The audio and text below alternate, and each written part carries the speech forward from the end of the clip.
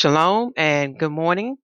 I'm coming before you because Yah has given me another dream. For what I can remember, the dreams, the dream was like in different parts, taking me to different phases, and I can only share what I remember. But we're going to the living word to hear what my Father is saying unto us, and what is His warning unto us. Um, far as the heathen date, their date is October the 16th in the year of 2021 AD. Far as the heathen time, because remember they follow daylight savings time, which is not the correct time, but it is 8:58 a.m. Um, I woke up this morning. Like I said, I had a dream in the latter part of the night to the morning, and now I'm coming before you to speak it unto you because it's fresh in my mind before I forget any details. So it's 8:58 a.m. Eastern Standard Time in daylight savings time. Now the true time would have been 7:58 this morning. We're still in the 7 o'clock hour. That's how the Hebrews would keep the time. Far as the year of Adam, we're in the 8th day from Adam, which is the 13th day from creation. Far as prophetical times, we are in Enoch's 8 week prophecy of his 10 weeks prophecy. And far as the 7 day prophecy, if I remember correctly, we are in the fifth day. The fifth day. So as you see, we don't have a lot of time. Far as the month, um, but let me before I go to the calendar to show you these three pictures. These was the parts that I remember in a dream. Now, those who are living in small towns, especially here in America, we can remember the days when everybody would go downtown and you would see all these buildings connected. Okay, so I would tell you about that dream. Okay, all the buildings are connected. Okay, then in another part of the dream, I'm going to give you the location because it was like a warning. The dream was telling me, but as you see here, there's traffic jam in the street. Now, it's not what you think. Okay, people gonna say, traffic jam, people can't get out. But it was something else the dream was telling me why the people can't get out. I just showing you a picture to understand what is about to take place. Okay. And then the last picture is titled Disown Your Parents. Let me blow this up a little bit. This is a picture that comes close to what the dream was showing me, but when I give you the details, you'll see why. It comes close. It does fall in this category, but the key word here is disown. Disown. And it does relate to parents, but when I get into the dream, you'll begin to see what I'm saying. Now let's go to the calendar to get our Father's Day. Now, to understand our Father's calendar, you have to go back to the foundation, which is Genesis chapter 1, verse 14, as well as through the rest of the volume of the book of the King James 6 and 11. Now, keep in mind, the heathens had went in there and took out many books, okay? But when you look at the Jews of Ethiopia today, they have a record of all the sacred books that the Father has ordained the masses to read. Yes, there's many books out here, but those books were ordained for the masses to read. Now, there are many other books written by the Hebrews, okay, that may have been translated by the Gentiles, but there are many other books given unto the Hebrews that there's a select amount that only the wise can read. So only the chosen or only the elect can read and interpret what those writings are saying, okay? But I'm trying to make you aware because y'all don't understand what it has taken place, what the enemy is doing. The only thing that can set you free, the only thing that can get you out of this matrix that you're in or take you out of the darkness into the light is the living word of Yah. Because in the word is written in John chapter 8, the truth shall set you free.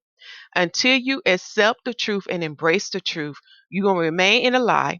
You're going to remain in darkness and you're going to remain to be a servant of Satan, meaning that you're going to believe what he's feeding unto you in his kingdom. Because we're in the fourth beast kingdom, which is Rome. My brother Edom is ruling, and we have the Gentile nations who have joined themselves to him.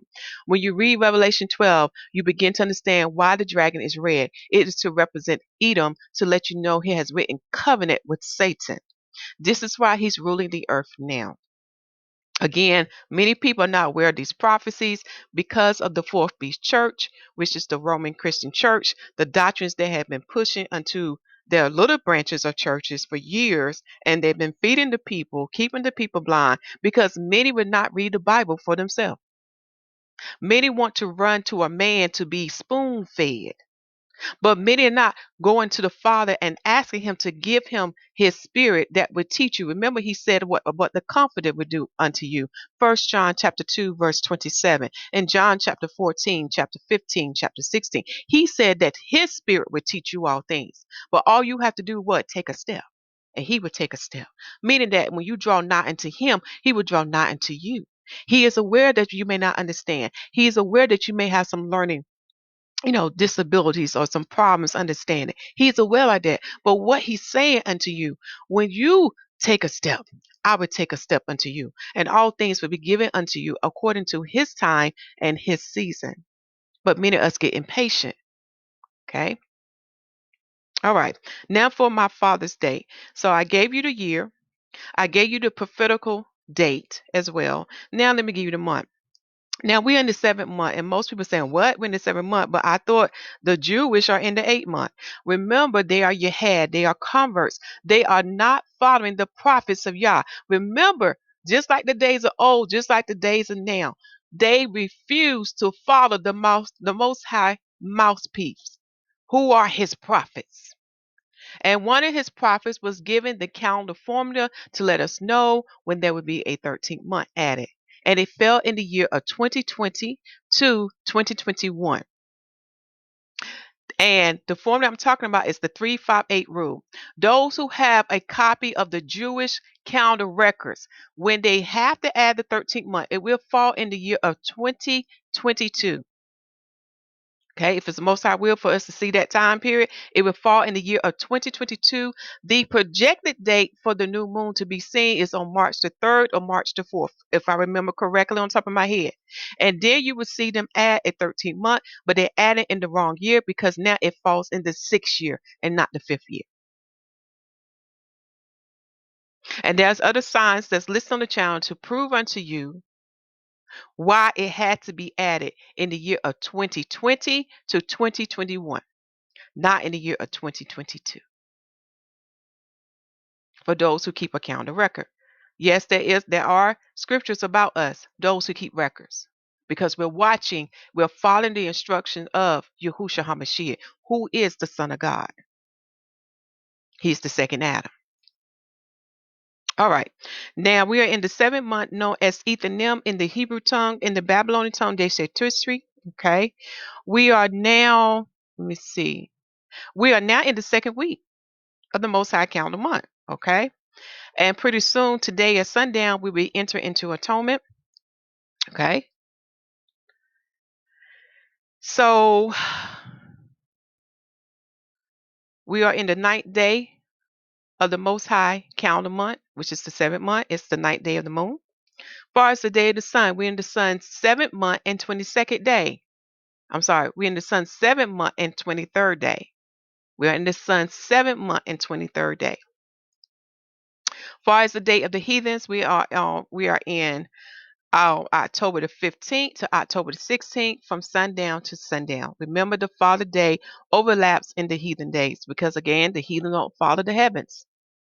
They don't follow Genesis 1:14. Remember, the beast calendar, which is the Gregorian calendar, starts that day from midnight to midnight, which is darkness from darkness. However, my Father in heaven calendar start from light to light, from sundown to sundown. Complete different. This is why where I live, it is known as Babylon. It's confusion. For it goes against Torah. It is the complete opposite. It makes no heavenly sense. It is foolish. Okay. Take this time now to pause your screen. Right? So we're in the 3rd week of the Most High calendar month. It is the 9th day of the moon, and it's the sun's 7th month and 23rd day. As far as his day fall on the heathen day, it falls on October the 15th to October the 16th from sundown to sundown. All right. Now that we have this out the way, let's close it out. So first, let me give honors to my Father in heaven. He is Yahuwah. He is the God of Abraham, Isaac, and Jacob. Also giving honors to his son, Yahusha HaMashiach, for he is the second Adam. He is the Messiah, known as the Anointed One. He is the door of the sheep, and he is the light/eye of the body. And the Hebrew letters that represent both those last two things I say unto you are the left and ayin. Please look those letters up. The Hebrew letters are listed in Psalms 119. It's the reason why the Father lists those letters. Remember to study to show thyself approved. Then you understand why the Son name is made up of those letters. It is telling you who he is and what he would do, giving you understanding of the past, the present, and the future. Also giving honors unto our mother. Yes, we have a mother. What's done in heaven is done in earth. Where do y'all think the Father get the idea or the concept to create a father and a mother in the earth? Then when you understand that, then you understand why our foremothers had these titles upon them. Eve, Sarah, and Rebecca. Look at their titles. Go back to Genesis. Mysteries that I speak unto you. This is why the Messiah said that wisdom shall be justified by her children, meaning that she's not made in vain. She shall bring forth, or she shall birth the children of the light. And when you read the gospel as well as Torah, Torah is Genesis, Exodus, Leviticus, Numbers, and Deuteronomy. With the gospel, you will see her there as well as in the gospel, because she was heavily upon Yahusha HaMashiach, who is the Messiah. Okay? As well as of our forefathers. Mysteries that I speak unto you that the fourth beast church would not teach. Even some of my brethren, they will not teach these things unto you. For the spirit of pride is upon them. Okay. So let me get this part out the way.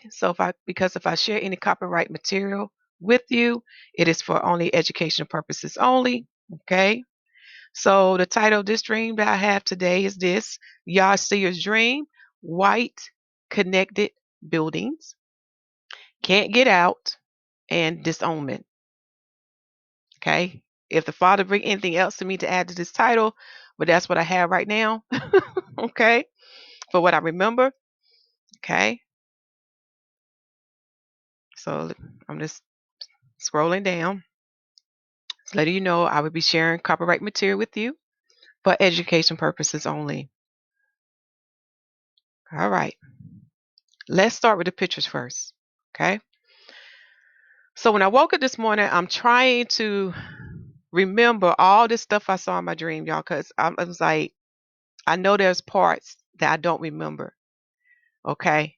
So I have to only share what I do remember. Okay. And allow the living word to lead us and guide us to see what my dream mean unto you. Me unto our Father in heaven. Excuse me, y'all. Oh, why go back?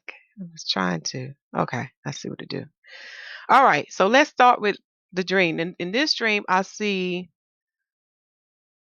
white buildings. They're all connected. They're all different height, but it's like in a way, like in a descending order, from the highest to the lowest, and all the buildings are white. But then I also see upon some of these buildings like a metal pipe, and the metal pipe is running. Let me see. I'm gonna let you look at my cursor. Horizontal with the building. But these metal pipes are not white. If I remember correctly, I can't remember if they look like brass or they look like silver. But I remember seeing these metal pipes that runs horizontal with the building, like one part start up and then it comes down. I also remember that these pipes was not really straight either. There was some little bit of crookedness in them. Okay. But the dream was telling me that these metal pipes deliver gas. That's what the dream was telling me. So, as I'm getting right now, what this dream is saying unto me, that is dealing with the word connection. Connection. And you'll see why as I go throughout my dream. Connection. Because those who grew up in small country town, we know what this image is portraying to us, because we remember growing up seeing buildings, how when they built them, they didn't never separate them.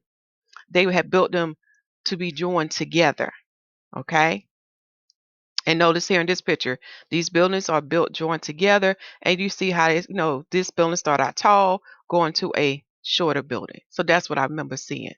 Okay. So then the dream transitioned to me being in this city, and I know this city. Okay. Now I'm saying this city so those who live there, you can see y'all in what I'm saying so you can be prepared. But this city is Greenville and the state is North Carolina. That's what the dream is telling me. It is Greenville and it's North Carolina. And the dream is telling me, like warning me, what I hear is like, get out. But then the dream also speak unto me that the people will not be able to get out because how the roads are designed or engineered. And those who are familiar with Greenville, North Carolina, y'all, it is terrible to drive in that city. I mean, terrible. Many are aware how people are. It's like people don't pay attention or they move very slow. They know how the lights are, and there's not many other roads or other routes to take to get where you need to get to in that town. So that's what the dream was telling me. It was telling me that the people won't be able to get out because how the roads are designed or engineered. Okay. That's what the dream was telling me. And to give other examples, those who live in the state of California, because I have been there myself, I have seen how those roads are engineered and how the towns are within each other. They're like town within a town within a town, and it's very big. But let something chaotic happen, they won't be able to get out by car. That's what the dream was telling me. You're not going to be able to get out by car because of the way how the roads are designed and engineered. And you know how people are. They don't think. Um, they take their time. It's just a mess of trying to get out. And we see different apocalyptic movies showing you like places like New York, how something catastrophic happened, and the first thing people do, they get in their car and they can't get out because it's a traffic jam because how the roads are engineered. Okay, that's what that dream is telling me. Then the last part of the dream is dealing with disownment. Okay, so what I saw in the dream, it was like the sun was on one side and there was like a wall, and I can see the mother, but the mother is in a lying position on the floor from what I remember. I can't, like I said, I'm only giving you details, but I'm not really for sure. But I know she's in a lying position, but it's showing me her in like in a spiritual way. And you'll see what I'm saying as I keep going this dream. And I'm rebuking the son on how he's treating the mother. Remember, he's on the other side of this wall, but I have the powers to go around the wall. In other words, there is a wall, but then there's like the wall is cut off where I can go around the wall to the other side to rebuke him. And then I can go to the other side where the mother's at and see what has happened to her, but it's in the spiritual realm. Okay. So these are the words that come forth in the dream as I'm rebuking this young man on how he's treating his mother. This is what I hear in the dream. The dream is telling me that he is dishonoring his mother, he is disrespecting his mother, and he is disowning his mother. And because he's doing these things unto her, a cutting is taking place. A cutting is taking place. This is what I see. I can't say I saw it in a biblical cord, but I remember in a dream there was a cutting taking place. So as I was Googling a picture for y'all to find something close to disownment, okay, I came across this definition. Now, this is an English definition for disown. It says it's a verb and it means to refuse to acknowledge or maintain any connection with. So the key word here I see is connection. So the key word connection also relates to the first part of my dream when I saw all white buildings, they're all connected. Okay. So the key word here is connection. connection. Now, you will begin to understand why this word is being manifested unto us in my dream, because it goes back to the foundation. And I'm going to give you the verse to read. Genesis chapter 6, verse 3. And then read Genesis chapter 1 and 2. And then you begin to understand how this word is related and how it pertains to us now for what is coming. So I want to read this definition again because I want you to meditate on this. So my dream is telling us this. There is a refusal to acknowledge or to maintain any connection with. Okay? Some of the synonyms, words that have a like meaning to this word, are to reject, to cast off, cast aside, abandon, repudiate, renounce, deny, turn one's back on turns one back on, wash one's hands of, disinherit, cut off. Do y'all see that? Cut off. Having nothing more to do with, in relations with.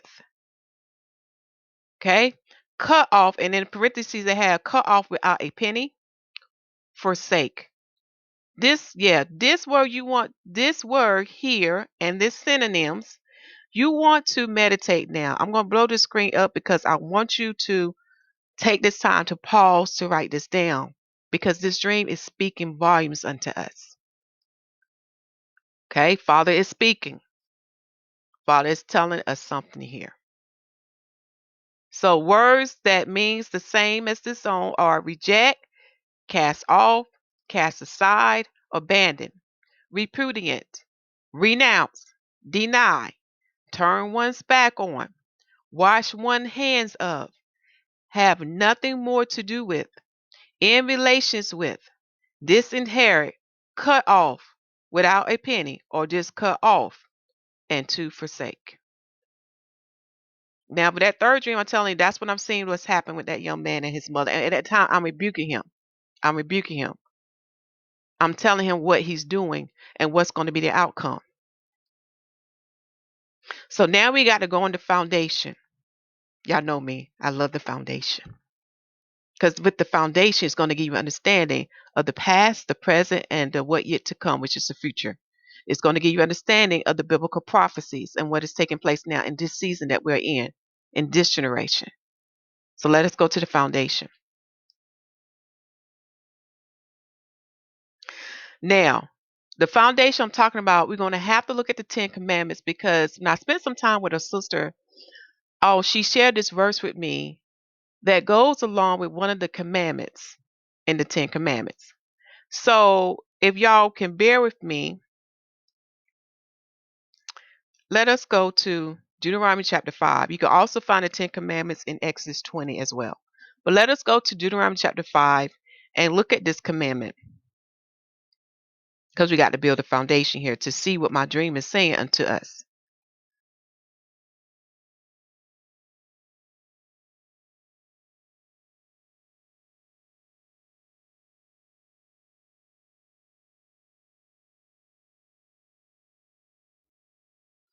I'm in the King James 1611 Bible. I highly recommend y'all get a copy of this book, because there's many side notes, there's many nuggets in this book that would testify against what the heathen has done, and also it would still give you our Father's truth.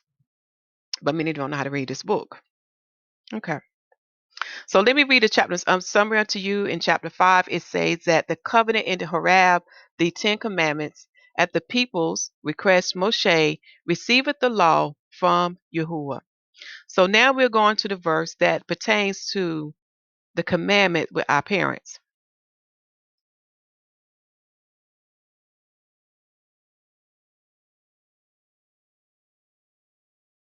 We're going to verse 16.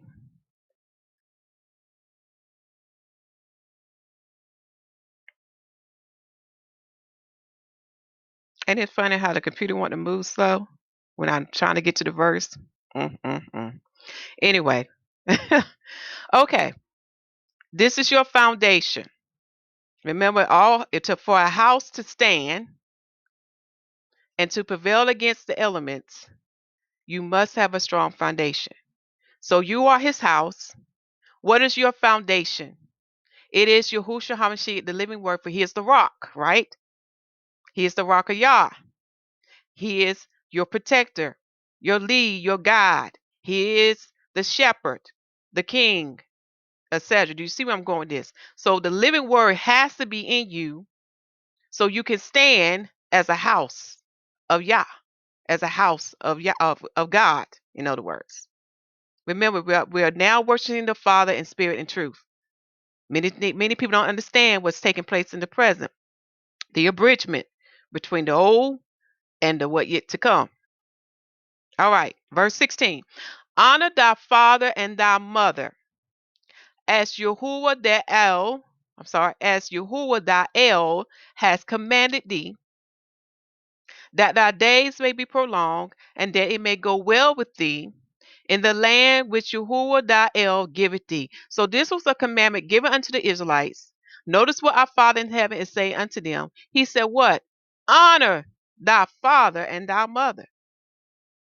Notice that he didn't say only the father, but he said the mother. Why is that? Go back to your foundation, Genesis chapter 2. For the two shall become one. Mysteries that I speak unto you. So we have a father and the mother in the earth. So our Father in heaven commanded us to what? Honor thy father and thy mother that I have given unto you in the earth. And if you do that, your days will be prolonged. That means you'll have a long life. And that whatever you do in this world, it will go well with thee. In other words, evil will not come upon you. You will not be cursed. Okay. Like today, they would say you will have good luck, but we know it's not luck. It's by the will of Yah. You will have his grace, which means favor upon you. In the land that he gave unto the Israelites. So all things will go well unto the Israelites by just keeping this commandment here. Okay. All right. Now that we set the foundation, then we can go into the books of wisdoms. Okay, yep, the book of wisdom. We're gonna go to Proverbs today, y'all, because this was shared unto me by one of my sisters that goes with this commandment. But the Father's telling me first to look up the word honor for you, because for me, when I think of honor, I think of respect. Okay, but you will not curse your parents. Okay, that's what I think. But let's look up the world definition of honor. In the world definition of honor as a noun, it means high respect, great esteem. So you greatly look up to them. Okay? And you have a respect unto them where you won't curse them or curse at them or say hurting or belittling names or words unto them because you have the utmost respect for them. Okay.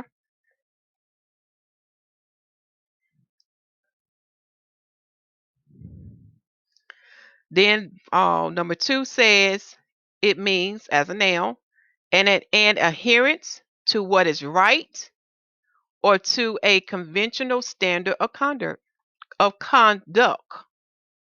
Okay. So let me read some of these synonyms because we see this in the Hebrew language as well.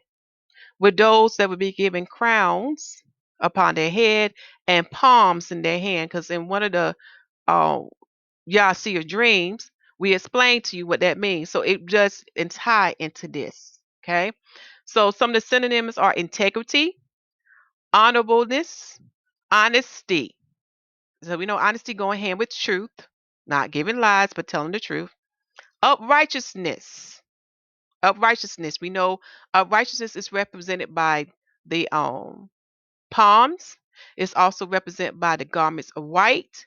It's also represented by two Hebrew words, Laban and Sach. Laban, Laban, and Sach, Tsach. Other synonyms are, or words that have the like meaning as honor, are ethics, morals, morality. Now I want to say, where do you think your ethics, your morals come from? Go back to Genesis 1. Are we not made in his image, O sons and daughters of Adam? Therefore, we should have his mind. And when we have his mind, we do as his do. This is where we get our morals and our ethics. Again, it's going back to that word that I told y'all about. It's dealing with connection here. Genesis 6 and 3. All right. Number 3 says that honor means something regarded as a rare opportunity and bringing pride and pleasure, a privilege. Okay, that's another meaning. Then number 4, it means an ace, king, queen, or jack, because these are people of a certain higher authority or position. Now, as a verb, it means to regard with great respect. Do y'all hear that? To regard in great respect. And when I'm reading this, I'm thinking about our Father in heaven, because He made us. He created us. And because he is our creator, we should regard him, or we should honor him in great respect. How do we do that? By honoring what he commands us to do, by honoring what he instructs us to do, not complain about it or saying to him in a disrespectful way, I'm not going to do that. Do y'all see what I'm seeing here? It's like the piece of clay is standing up to the creator and telling him a piece of his mind and saying what he's not going to do or what she's not going to do.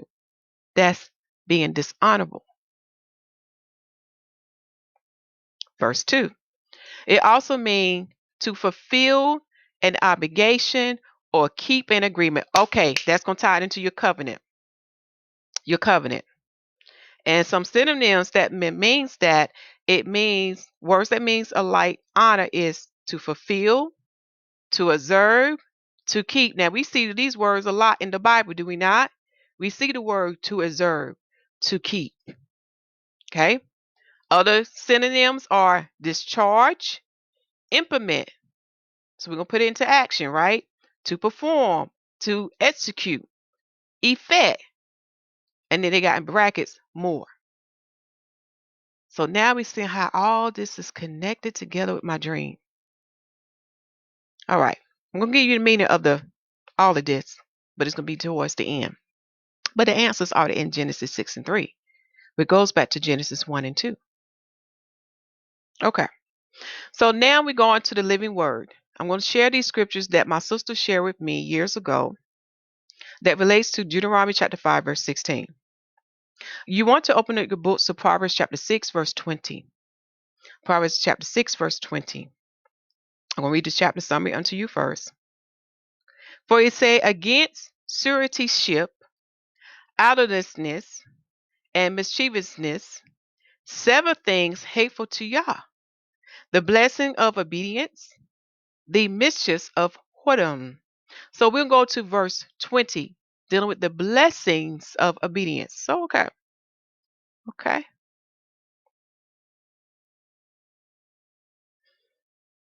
So as I'm reading this verse unto you, I want you to keep in mind these words that I saw in my dream: dishonor, disrespect, disownment, cutting.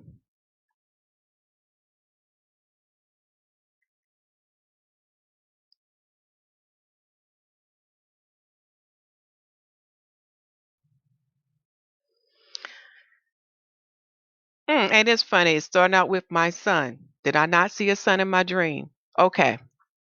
It said, my son, keep thy father's commandment and forsake not the law of thy mother. Underline that, my brothers and sisters. Because as we see, not one parent is mentioned, both parents are mentioned. And it's speaking to a son. It said, my son, keep thy father's commandment and forsake not the law of thy mother. Okay. Then it go on to say, bind them continually upon thy heart and tie them about thy neck. So what this verse is saying to us, that our father's commandment and the law of our mother should always be in our heart. And when it say tying around our neck, that we should be bearing them at all times. Meaning that we should be doing them by our hand at all times. Another analogy to understand it, remember one of the punishment upon the Israelites, that they should bear a yoke of iron upon their neck. but before he gave them his law and his commandment to bear upon their neck, which shall brought what? Give you eternal life, give you blessings and not curses. Okay? Verse 22. When thou goest, it shall lead thee. When thou sleepest, it shall keep thee. And when thou awakest, it shall talk with thee. Now, y'all, how is this possible? How is the commandment and the law our mother shall talk unto you? How is that they shall lead you? How is that it shall keep you while you sleep? This is a verse you want to highlight because what I'm speaking to you, I'm speaking to you spiritual things now. Remember, I shared with you many times before, the words, the living word is not the letters on the paper. He is spirit. And what was done in the beginning shall be done again in the now and in the future. What did the Messiah say unto us? I shall always be with you even to the ends of this world. How he's with us? The Comforter, his spirit. His spirit live in us for those who accept him, for those who follow the instructions that's listed in Romans 10.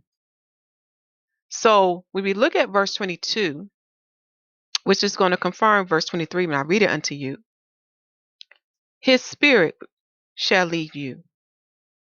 And while you are asleep at night, which means when you're unconscious, you're not awake, it shall keep you from the powers of darkness, protect you, look over you.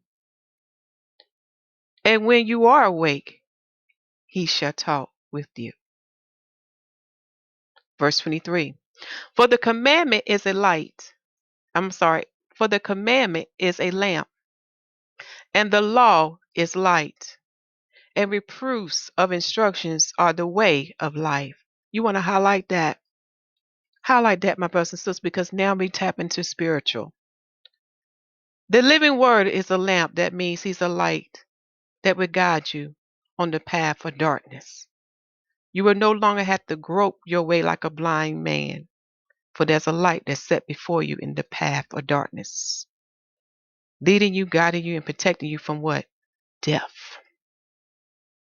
The law is light, like I keep telling y'all, or sharing unto, but I keep sharing unto y'all. Maybe make my apologies. I need to reword that. As I keep sharing unto y'all, the law is not the words you see on paper. The law is spirit. Yahusha HaMashiach. That same spirit who moved across the waters that went forth and create whatever the Father spoke unto him to make or say, let there be. He is light. This is why he says that he is the eye of the body. He is the light of the body. For he lives in us. For we are what? The temples of Yah, the house of Yah, or the tabernacle of Yah. And isn't it funny we are in the 7th month and this pertains to Sukkot. We are his dwelling place where his spirit dwells. Do y'all see the connection? I think it's Ezekiel 11. Ezekiel 11 or Jeremiah 11, Israelites. That is biblical prophecy that pertains to you, where he said, I will scatter you among the heathen, and where I scatter you, I will be a little sanctuary unto you. Meaning that we will be his house. For those who receive his salvation, which is Yahusha HaMashiach, who made the renewed covenant for us, or renewed the covenant with us and our Father. He renewed the marriage. Wow. Notice also it says here it's going to expound how the commandment is a lamp and how the law is a light, because this commandment and this law, which is Yahushua HaMashiach, is going to reproofs of the instruction of the way of life. So it's going to show you how to gain life. And how it shows you, it corrects you, it teaches you. So I'm going to read a little bit further down. So it's going to give you an example of what it does, that it has a colon. Such as it's speaking to the son, it says, to keep thee from the evil woman, from the flattery of the tongue of a strange woman. No, the gift of gab. Some women got that. And then notice say an evil woman. Remember, there are righteous women in the earth. But many of our brothers are deceived by the evil ones because of the gifts that they have received from their father, the devil. They are very cunning. Remember, they are like serpents. Did not the serpent in Genesis have wisdom and was able to deceive our mother Eve? Okay. But with Yahusha HaMashiach dwelling in the Son will prevent him from being enticed by the evil woman or to be, what's the word, guided by her gift of gab, to prevent that from happening. To see past the what, her foolishness, that false image that she's portraying unto him. Okay. 25. It says, lust not after her beauty in thy heart, not to let her take thee with her eyelids. Now we know with eyelids there's makeup involved. This is why when you read the book of Enoch, she talks to us and give us the history how the makeup came into the earth. It was taught by those angels unto the sons, unto the daughters of Adam. This is why myself, I do not wear makeup, and I speak unto those who wear makeup. Allow the Father to teach you on how to groom yourself now, O daughters of Adam. Do you hear me, Israelites, as well? Allow the Father through His Spirit to teach you on how to groom yourself. Because when you study makeup, do you understand why those who are not woman, but claim to be woman, can deceive many? Makeup, which is a lie. It is to change your image. It is deception. Again, allow the Spirit of God to teach you how to groom yourself, O daughters of Adam and daughters of Israel. For your beauty don't come from the outward part. Your beauty come from within, from the hidden man in your heart. 1 Peter chapter 3. So now let's go to the precepts of this chapter so you can go back and study and read this. But now we see when you have His Spirit, you cannot be enticed. You cannot be deceived. You can see past the makeup. Okay. You can see past them batting their eyes. You can see past their words or their gift of gab. Because the Spirit going to show you who they really are. Okay. To my brothers and sisters who are listening, this go for both of y'all. Because one thing I learned about evil, how they entice you through beauty. Read 1 John chapter 2. The lust of the eye, the lust of the flesh, and the pride of life. How it starts, you have to see it. And when you see your heart, which is your mind, begin to think about it, desire it more and more. And the more you think about it, then you have to put it into full manifestation. That thing has to come forth in the physical. And before you know it, you are sinning and transgressing against Yah. So remember, the lust of the eye, the seeing, the wanting, the lust of the flesh, the wanting, the coveting. Just go back to the 10 Commandments about thou shalt not covet. That's how it starts. And notice that it starts on the inward part of you in your heart until you want that thing to be in the physical. This is what the Messiah said unto us. If you even think about it, you already committed the sin before you put it into the act. Because it starts in the heart. But if the Spirit of Yah is dwelling in you, it will rebuke you and you will repent and say, Father, remove that thought from me. Let it not be so. Okay. So let me take y'all to the precepts of this chapter, which is the side notes. So you can get that. We in Proverbs chapter 6.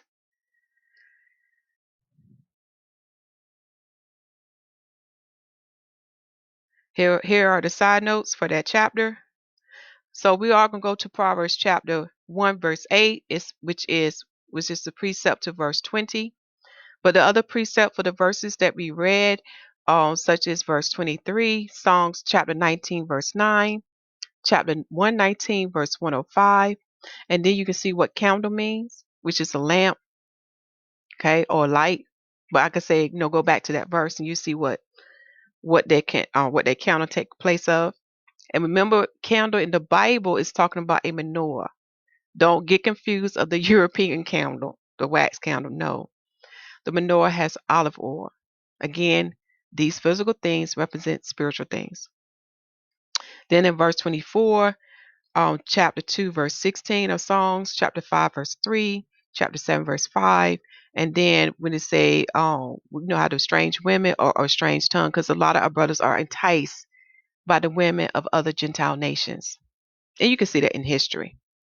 That's also in the work of Josephus' writings, you will see that.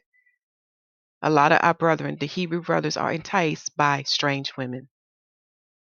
But I speak unto you, Levi, you know your office and your place unto the Messiah and to the Father. You are not allowed to marry outside your nation. Read Ezekiel chapter 40 to 48, and you will see what is done there is also in Torah. Many do not take heed to the warnings of Yah.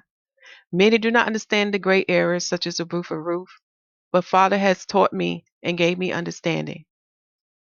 It is not many Gentiles that will cleave unto us and that will lead the ways of their nation. It's not many of them that can do that. You are putting yourself, I speak to both, to the Israelite man and woman, you are putting yourself in a dangerous position where your heart can be enticed to serve their gods and follow their ways. This is why Father has given you that command, because what you bear, my brother, in your loins, you bear a holy seed. And because that seed is holy and sanctified unto Yah, this is why he has given you the Hebrew woman. For that seed cannot be contaminated. Things that I speak unto you that many do not understand. But I do understand the gray areas. I do understand there would be some like Ruth. But many can't do as Ruth. Something to think about, my brothers and sisters. Nothing against you, Gentiles, but we have to understand our Father mindset and his ways. We got to come out of the doctrines of Satan. And when you understand our Father mindset, then you have peace. Okay? Father is also telling me for you to read Leviticus chapter 24. Again, I speak unto the Gentiles. You have to be willing to follow the same law as we follow, what our Father given to us. Because Father don't play. He is no respect of persons. I think it's Leviticus 24. Let me look it up just to be for sure.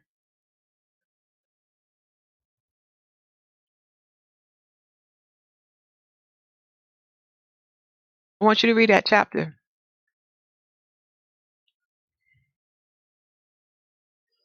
Then when you read that chapter, then you understand Ezekiel chapter 40 to 48. Okay? Now those who are already married or in that position, remember Paul's writings. If they want to stay, let them stay, but they have to follow the ways of Yah. Remember what's done in the past is happening again. Go back to Exodus and read that book, and you will see. But Leviticus chapter 24 is an example of what is expected of the Gentiles. Okay? But unto you, Levi, you cannot marry outside your nation. It is forbidden, or you will lose your office or your place.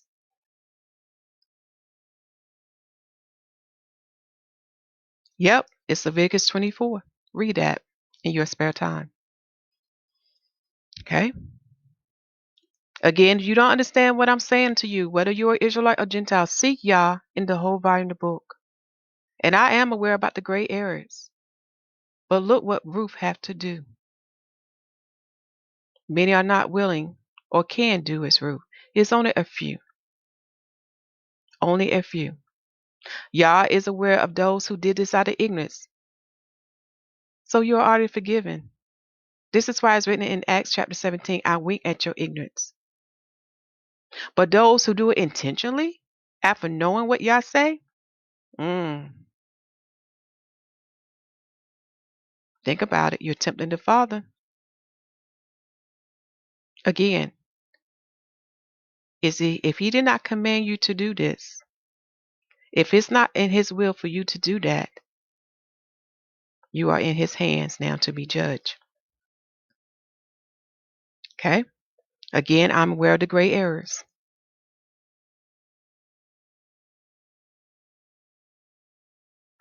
All right, let us go to Proverbs chapter 1, verse 8.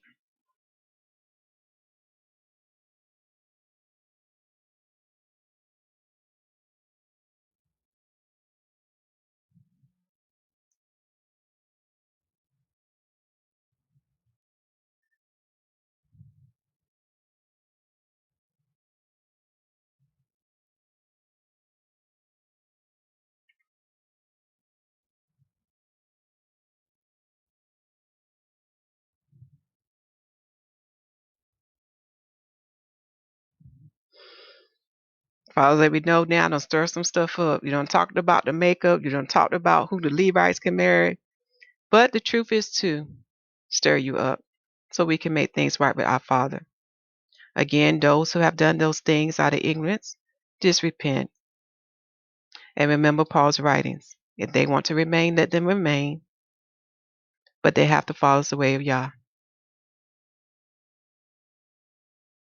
Okay? And again, if you don't understand the things I'm saying unto you, seek Yah in the name of Yahusha HaMashiach, and he will give you instructions on what to do. Remember, he sees all and knows all, and he knows everyone's situation. All right, Proverbs chapter 1, Proverbs chapter 1, we're going to use the chapter summary. The use of the Proverbs and exhortation to fear Yahuwah and believe his word, to ignore the enticings of sinners. Wisdom complaineth of her contempt. She threatened her contemptors. So we're going to look at verse 8.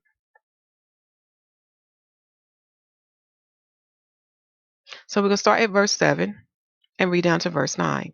It says, fear of Yahuwah is the beginning of knowledge, but fools despise wisdom and instruction. This alone, that verse, y'all, is saying many things.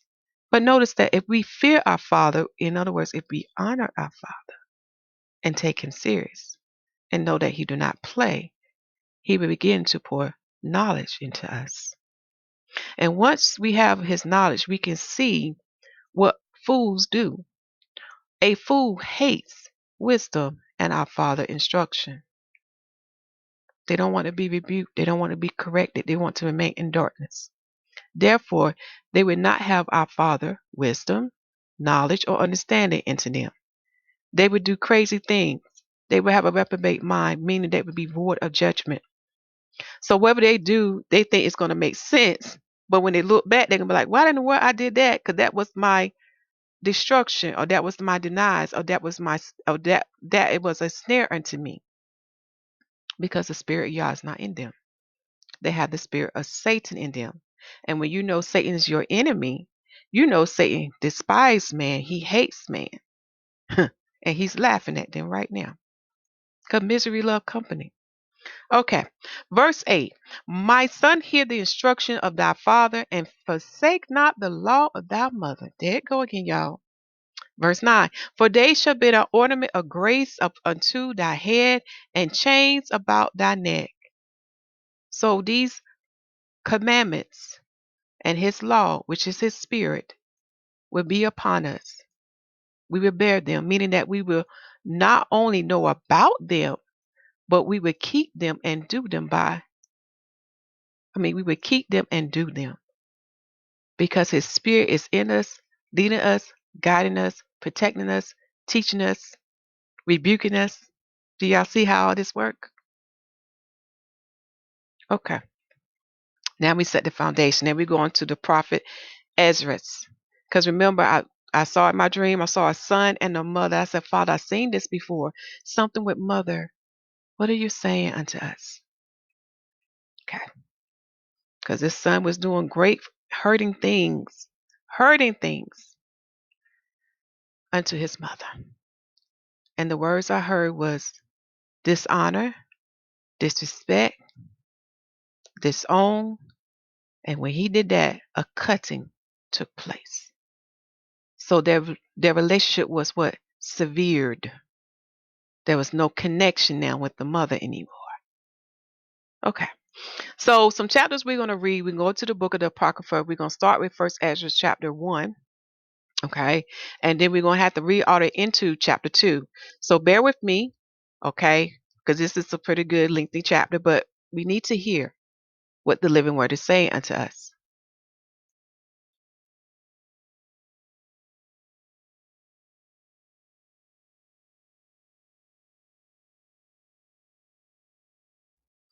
I'm in First Ezra chapter 1. I'm going to read the chapter summary unto you. It says, Ezra is commanded to reprove the people. Yahuwah threatened to cast them off and to give their houses to a people of more grace than they. Okay. Remember, grace means have to have favor upon.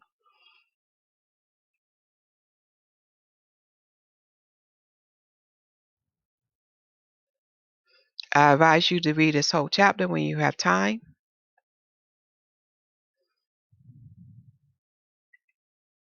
So I am going to start a little bit higher so we can understand what was going on during this time so we can see how this is going to relate to us. And Father's telling me to tell you this.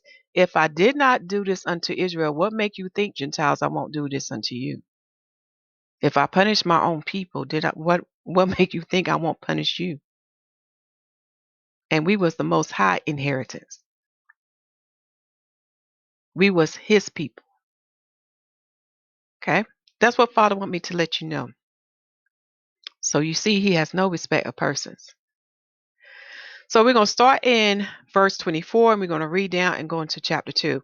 For verse 24 say, what shall I do unto thee, O Jacob? Thou Yahudah wouldest not obey me. I would turn me to other nations, and unto those will I give my name, that they may keep my statutes. So we already know the history of my people. Even though he brought them out of Egypt, Egypt still remained in them, meaning that they wanted to be like the heathens. They wanted to serve their gods that the Father gave unto them. Because when you learn the history of man, which is the sons of Noah, you will learn that all of them was taught the ways to serve the Most High Yah, but they refused to do so. So Yah cast them away from him, and he brought forth a nation of people unto himself, where he would be their God, and they are his people, meaning that we are his inheritance. That is the history of it. Okay? And through his people, by them being in the earth, their role was to be a light unto the sons of Adam so they can draw them back unto him. That's how it was supposed to go down. But because Israel is in the flesh, they too fell and they desired to be like the heathens. So they went to play as a whore.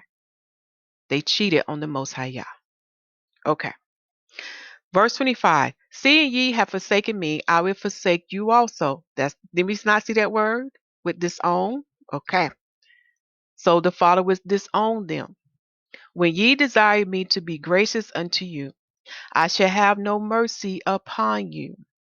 Whensoever you shall call upon me, I will not hear you. For ye have defiled your hands with blood, and your feet are swift to commit manslaughter. Ye have not as it were forsaken me, but your own selves, saith Yahuwah. So he said the reason why you are forsaken, because you brought upon yourself, O children of Israel. Verse 28. Thus saith Almighty Yahuwah, have I not prayed you as a father his son, as a mother her daughter, and as a nurse her young babes, that ye would be my people, and I should be your God, that ye would be my children, and I should be your father? Highlight that because we get into this thing about why I saw a mother and a son.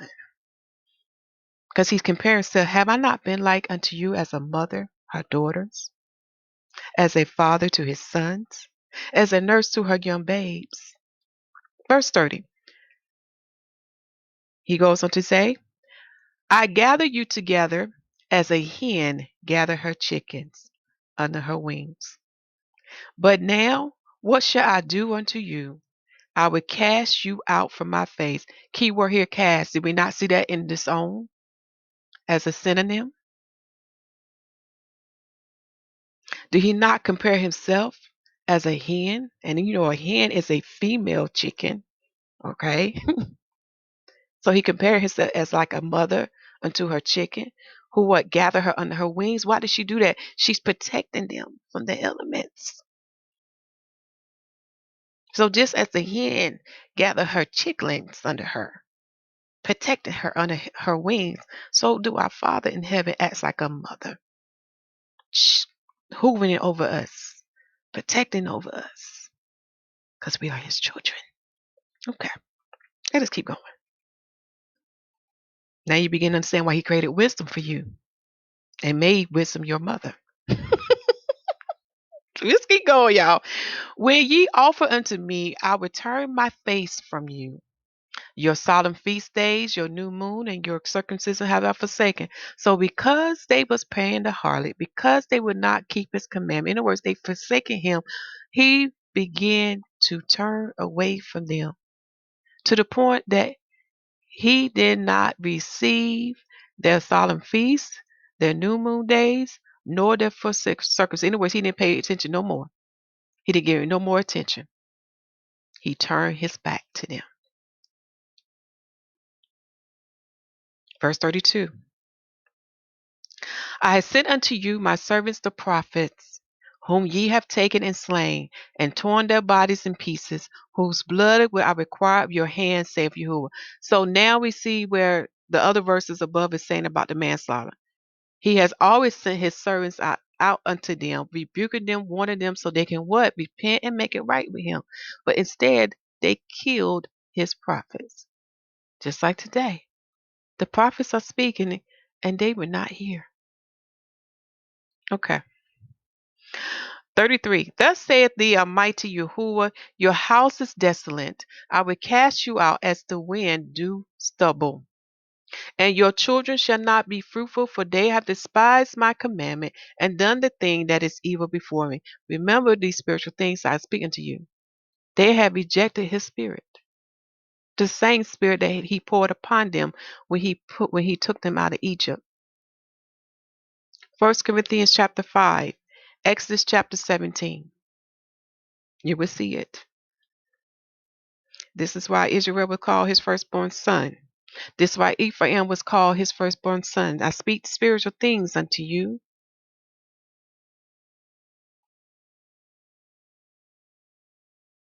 Verse 35. Your houses will I give to a people that shall come, which not having heard of me, yet shall believe me, to whom I show no signs.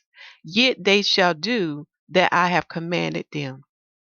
They have seen no prophets, yet they shall call their sins to remembrance and acknowledge them. I take to witness the grace of the people to come, whose little ones rejoice in gladness. And though they have not seen me with bodily eyes, yet in spirit they believe the thing that I say. Keyword here is spirit, y'all. Keyword here. And those who want to run like no prophets, he's talking about the ancient prophets. Because remember Joel chapter 2 and Acts chapter 2. His people are still speaking today.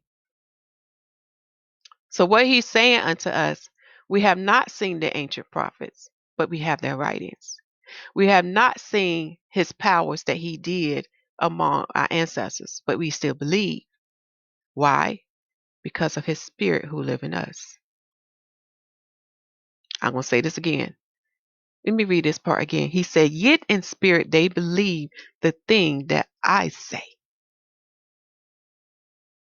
So we didn't have to see with our physical eyes. We believe because of the spirit that live in us. Verse 38. And now, brother, behold with glory and see the people coming from the east, unto whom I would give for leaders Abraham, Isaac, Jacob, Hosea, Amos, Michael, Joel, Obadiah, and Jonas, Nahum, Habakkuk, Zephaniah, Haggai, Zechariah, and Malachi, which is called also an angel of Yahuwah. So here are the precepts and the side notes for that chapter, because we're going to have to go in chapter 2. Take this time now to pause your screen to get your side notes and your precepts. I highly recommend you go back and read the whole chapter, because that's a future prophecy in that chapter right there that would take place. And he's telling you what leaders that's going to be given unto us in that day. Now you begin to understand Revelation 20 of the first resurrection. Those who resurrect in the first resurrection will have power, meaning that they will reign with the Messiah. Those who resurrect in the second resurrection, they will not have power, even though some of them would be in his kingdom to come. Remember, you are given according to your heart, your faith, and your works that you live in this lifetime. That's how you will be judged. Okay? So those who resurrect in the first resurrection will partake in the millennial reign with the Messiah, and they shall get this earth in check. and turn it back over to the hands of righteousness.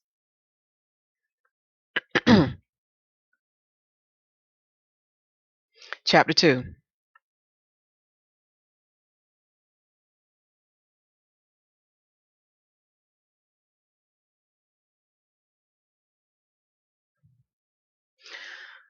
Chapter 70 say, Yahuwah complaineth of his people, yet Ezra's will to comfort them, because they refuse. The Gentiles are called, as you see, the son of Yah, and those are crowned by him. So I'm not going to read this whole entire chapter. I'm just going to continue from chapter 1 in relation to what I saw in my dream. I saw a son and I saw a mother, and I saw the son being cut, or his relationship to his mother to be severed. Not severe. I mean, to be cut off. The relationship was put to an end, or the connection was put to an end. Okay?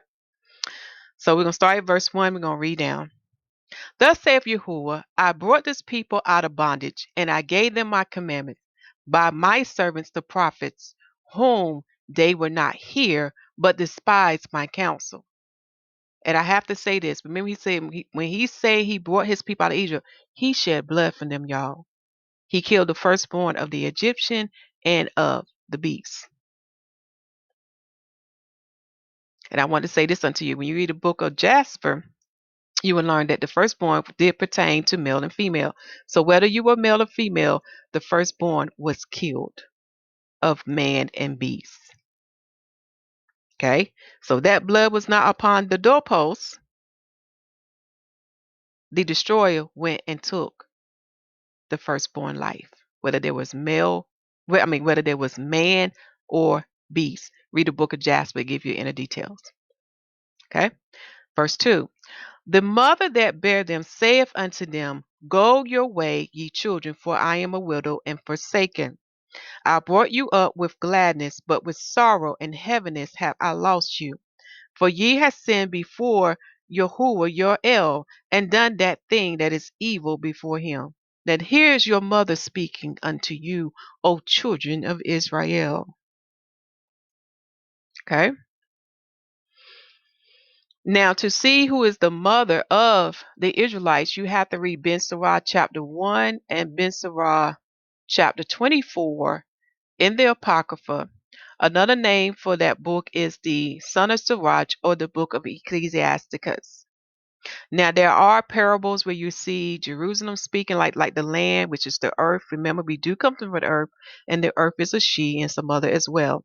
So you will see, parables to that. But what I'm looking into a little more deeper, I'm looking into the spiritual things, because the Messiah said, "What wisdom is justified by her children." So we're going to continue to read this chapter and see what directions go about who is the mother in this chapter. Okay, verse 3. I brought you up with gladness, but with sorrow and heaviness have I lost you. For ye have sinned before Yahuwah your El, and done that thing that is evil before him. I'm smiling because I'm thinking about my parents right now. Mother is trying to console you, but father has made up his mind. Judgment. Okay. Verse 4. What shall I now do unto you? I am a widow and forsaken. Go your way, O my children, and ask mercy of Yahuwah. See, it's nothing she can do now. She can't intervene for you. She's telling her children, Go your way, O my children, and ask mercy of Yahuwah. As for me, O Father, I call upon thee for a witness over the mother of these children, which would not keep my covenant. Wow. Now that's another thing we saw as a synonym in the word honor, right? We saw, let me see, can I go down here? Dealing with this verbal definition of honor, to fulfill an obligation or keep an agreement. So we know a covenant is a marriage. It is an agreement that takes place between the husband and the wife. And we know Yahuwah is our Ishai, and Israel is his wife. He's married, he's joined unto them, meaning that he's connected unto them. There's a spiritual connection. Okay. So here we see covenant, and we see how that is to how this relates. Observe and keep. Okay. Observe and keep. All right. So you want to like that. So our mother is speaking to Israel, saying that to her children, they would not keep my covenant. Now, where does covenant come from? From the Father. And who is that covenant in you? Yahusha HaMashiach. He is the law. He is the commandment. Okay. That thou bring them to confusion. Okay, so let me read this entirely so we can see how this flows into this sentence. As for me, O Father, I call upon thee for a witness over the mother of these children, which would not keep my covenant, that thou bring them to confusion, and their mother to a spoil, that there may be no offspring of them. So even the mother is speaking against the Israelites. She's asking our Father in heaven to put confusion upon them. And that also she's asking that she be taken as a spoil. Okay. And she's also asking that they bring no forth no more other children. Because to have children is a blessing. Okay. Let's keep reading. Let them be scattered abroad among the heathen. Let their names be put out of the earth, for they have despised my covenant. There go again. They have despised our mother's covenant, which comes from Yah, which is Yahusha HaMashiach. They have rejected his spirit, because his spirit is the commandment. His spirit is the law.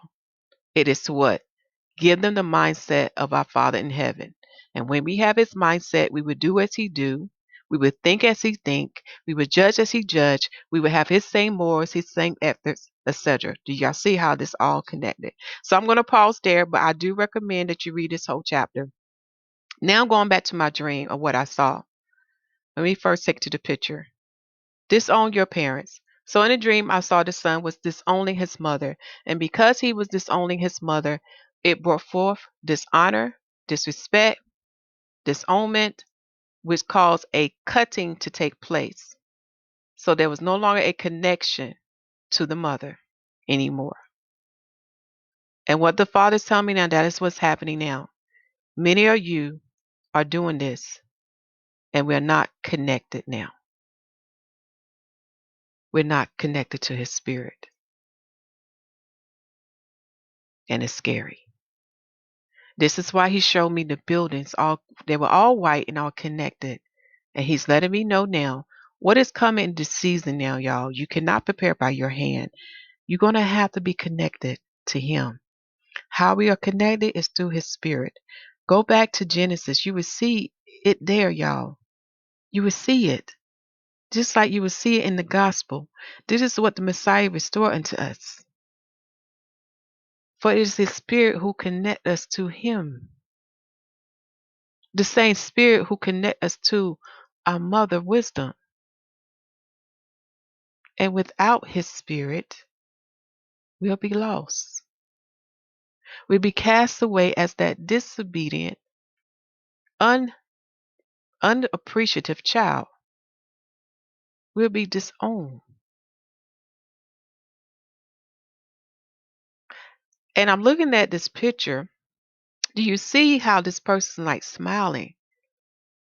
Because they don't realize when you sever the bond of the spirit of Yah, the spirit of pride come upon you, and you begin to think you did something right.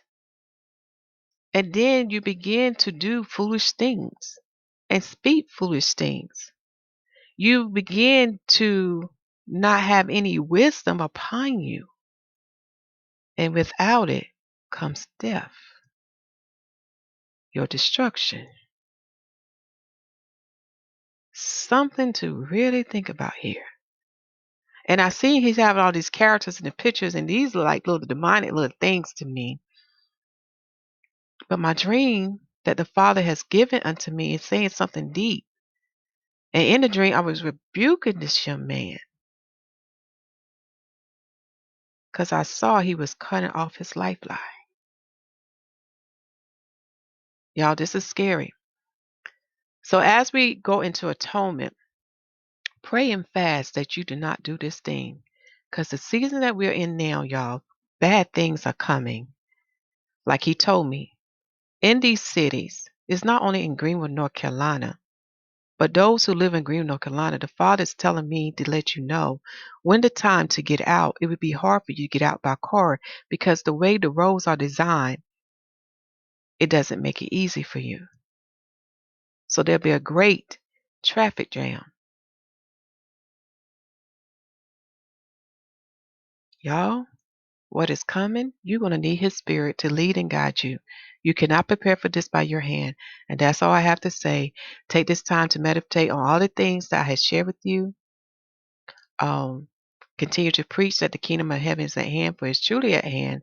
Make sure the people receive salvation as written in Romans chapter 10, and baptize the people in the name of Yahusha the Messiah for the name's an example of the water baptism and the Holy Spirit baptism, and his disciples, known as apostles, continue them both. If you have no one to baptize you, the Father has you covered. You can do it yourself, which is called exercising your faith with works.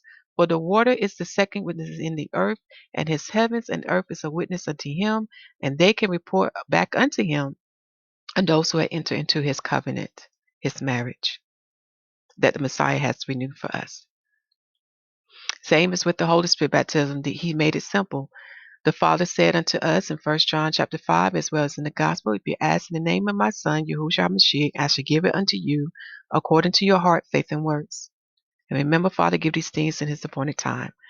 Love you all, and shalom.